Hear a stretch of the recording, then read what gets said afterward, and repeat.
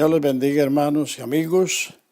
Nuevamente estamos juntos para compartir la palabra de Dios y apreciar la enseñanza de esta carta escrita a los Hebreos. Y en esta ocasión vamos a leer en el capítulo 8 del verso 6 en adelante, que textualmente dice: pero ahora tanto mejor ministerio es el suyo, cuanto es mediador de un mejor pacto establecido sobre mejores promesas.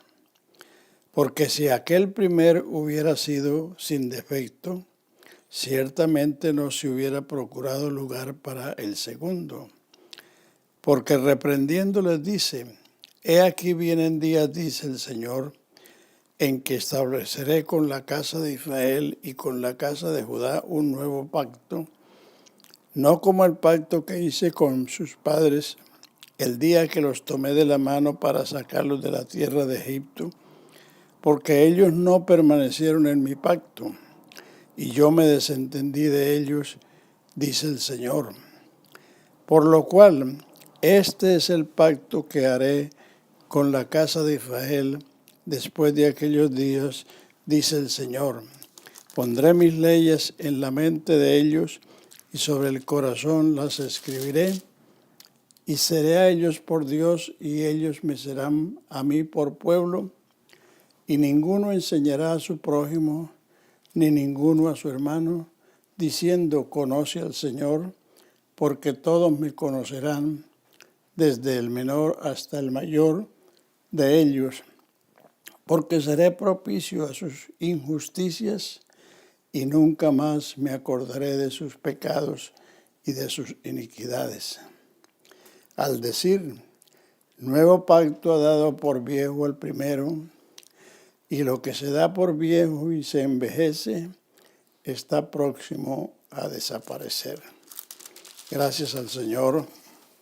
Bien, como hemos venido diciendo a lo largo de esta enseñanza, que esto tiene que ver con Israel, que esta carta fue escrita a los israelitas que se convirtieron en los primeros años de la iglesia, según los primeros 6 capítulos del libro de los Hechos. Y el propósito de esta carta era instruirlos sobre quién es el Hijo de Dios y cuál es su obra redentora que hizo mediante el sacrificio de la cruz. Como es conocido de los creyentes, Israel como nación rechazó a Jesús como su Mesías y rechazó su reino. Pero como hemos aprendido, ese rechazo no fue total, sino parcial, porque los primeros que conformaron la iglesia fueron israelitas, pero más tarde, a causa de su dispersión y a causa de los sufrimientos que estaban pasando por las persecuciones, estaban tentados a volverse al judaísmo. Entonces, por eso esta carta les trae a memoria que este nuevo pacto fue profetizado por Jeremías en el capítulo 31 de su libro, del versículo 31 hasta el 34. O sea que esta porción que he leído es una cita de esa profecía que fue dicha en los tiempos de Jeremías. Así que esto nos ilustra, nos enseña que no todas las escrituras se le pueden aplicar a los gentiles, ni todas las escrituras se le pueden aplicar a los israelitas, sencillamente porque para eso son las divisiones que hay en la palabra de Dios, y para eso es que el apóstol Pablo encareció a Timoteo diciendo: procura con diligencia presentarte a Dios aprobado como obrero que no tiene de qué avergonzarse, que traza bien, que usa bien la palabra de verdad. Entonces, si tenemos en mente que esta carta es una explicación comparativa entre el antiguo pacto y el nuevo, para mostrar la excelencia y superioridad del Hijo de Dios en cuanto a lo anterior. Entonces, este texto que he leído es una afirmación contundente de que este nuevo pacto fue hecho con la casa de Israel y con la casa de Judá. Hasta el día de hoy, solamente un remanente, los primeros cristianos, fueron un remanente de Israel en el primer siglo. A lo largo de estos 20 siglos, los que se han convertido a Cristo, los israelitas que se han convertido, han sido incorporados a la iglesia, porque, como dice 1 Corintios 12:13, por un espíritu fuimos todos bautizados en un cuerpo, sean judíos, sean griegos, sean siervos, sean libres, sean varones o sean mujeres. A todos se nos dio a beber de un mismo espíritu. O sea que la insistencia del escritor de esta carta hacia estos hermanos israelitas o judíos era precisamente para que comprendieran que la venida del Mesías, su ministerio público y su obra redentora es precisamente el cumplimiento de esta profecía en la cual el Señor les dijo que como ellos no cumplieron en el primer pacto, como ellos no tomaron en cuenta eso, dice, yo me desentendí de ellos. Pero llegó el anuncio de que él haría un nuevo pacto con la casa de Israel y la casa de Judá, no como el pacto que hizo con los primeros que salieron de la tierra de Egipto, porque ellos no permanecieron en ese pacto. Entonces, el verso 6 nos dice, pero ahora, tanto mejor ministerio es el suyo, el de Cristo, cuanto es mediador de un nuevo pacto establecido sobre mejores promesas. Es decir, el nuevo pacto es un pacto establecido sobre mejores promesas y por lo tanto tiene mejores frutos. Así que, y a continuación dice que si el primero no hubiera tenido defecto, no se hubiera procurado un segundo. Pero en vista de que ese pacto no se cumplió, y como dice la parte final, lo que se envejece está pronto a desaparecer, entonces por eso les habla del nuevo pacto. Pero aún así, muchos de los hebreos o israelitas hasta el día de hoy no han entendido que el cristianismo es el nuevo pacto que Dios hizo originalmente con la casa de Israel y con la casa de Judá, y que a través de la predicación del Evangelio por Pedro en la casa de Cornelio se extendió este mensaje a los gentiles. Y por lo mismo, el apóstol Pablo y Bernabé, en el capítulo 13 de los Hechos, versos 44 y 45 y 46, dice que Pablo predicó en la sinagoga de Antioquía ese discurso que está en el capítulo 13 a partir del verso 32.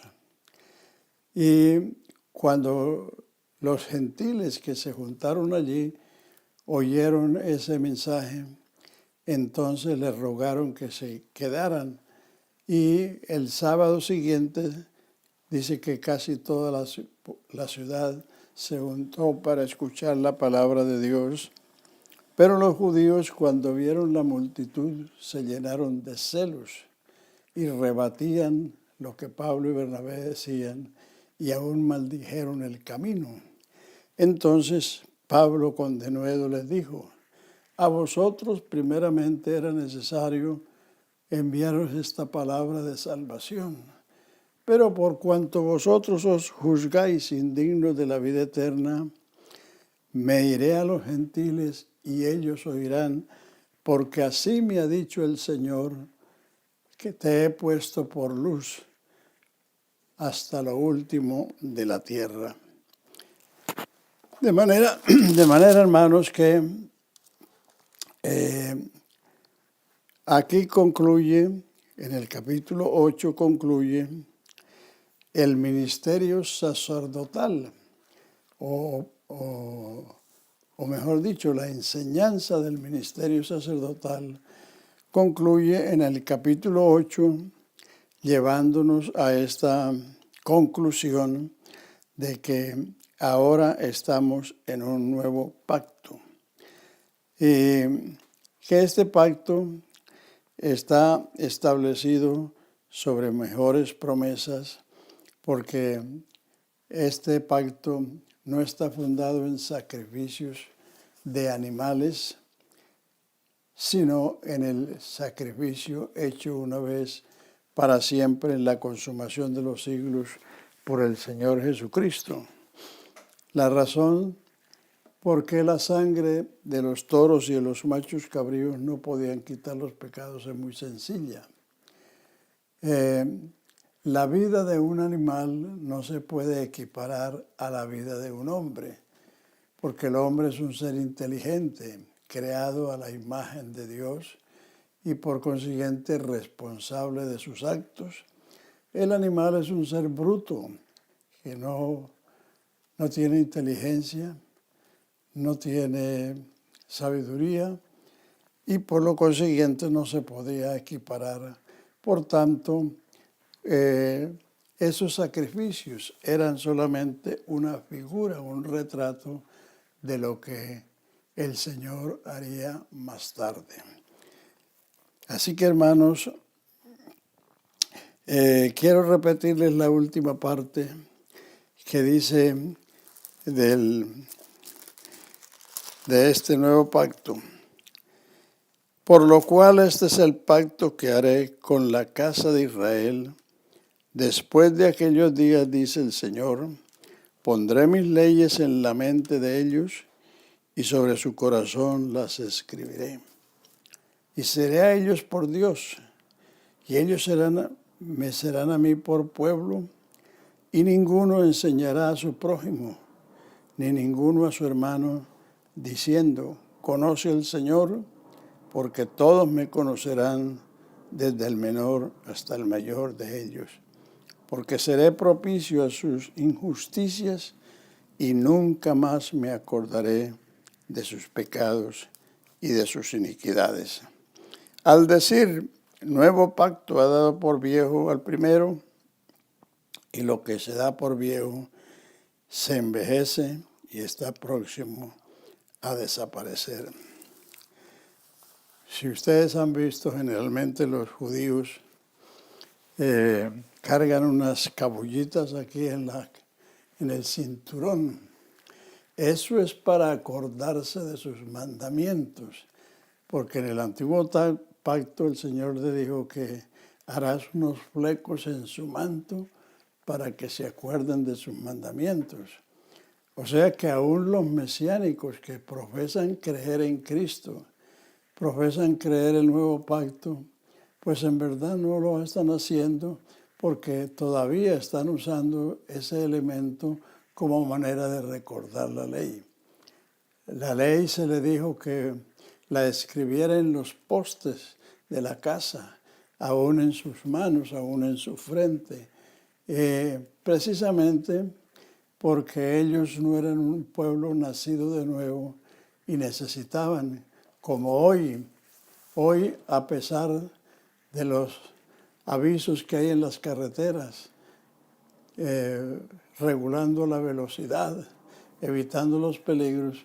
Mucha gente no hace caso de eso, aunque ahí están los avisos. Israel le pasó lo mismo, pero la razón es muy sencilla. Ellos son un pueblo terrenal, no han nacido de nuevo. Entonces, esta promesa, que escribiré mis leyes en su mente y en sus corazones, esto es para el pueblo nacido de nuevo. Es más, en el capítulo 3 de 2 de Corintios, dice que las escribirá no con tinta, sino con el Espíritu, no con tablas, no en tablas de piedra, sino en tablas de carne de nuestro corazón. Se lo voy a leer precisamente para que esté más seguro.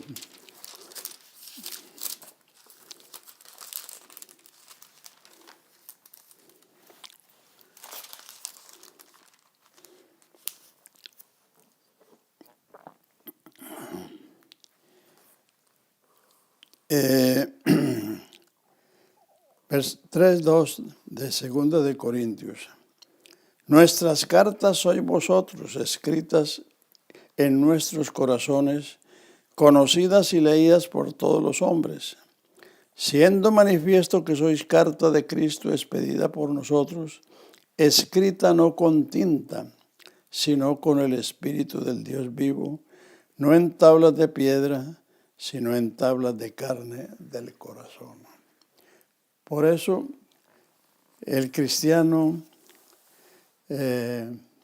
no necesita esas prácticas que se le mandó a Israel antes, sencillamente porque el nuevo nacimiento que genera una nueva mente, un nuevo corazón, entonces en esa mente y en ese corazón están plasmadas las palabras del Señor, y por eso nadie le dirá a su compañero o a su hermano: conoce al Señor, porque todos me conocerán, dice Jehová de los ejércitos. Para Israel esto se va a cumplir después de la gran tribulación, cuando el Señor venga en su segunda venida y destruirá el reino del anticristo, establecerá su reino en el mundo, siendo Jerusalén su capital. Entonces Israel se va a convertir y van a experimentar eso que la iglesia hoy ha experimentado y que hoy vive: la nueva creación y el nuevo pacto establecido en la mente y en el corazón de los cristianos. Así que, hermano, regocíjese por ser un hijo de Dios, por ser cristiano, por haber tenido esta experiencia maravillosa de nacer de nuevo y tener en su corazón plasmada la palabra del Señor. Que el Señor les bendiga y les esperamos la próxima semana. Amén.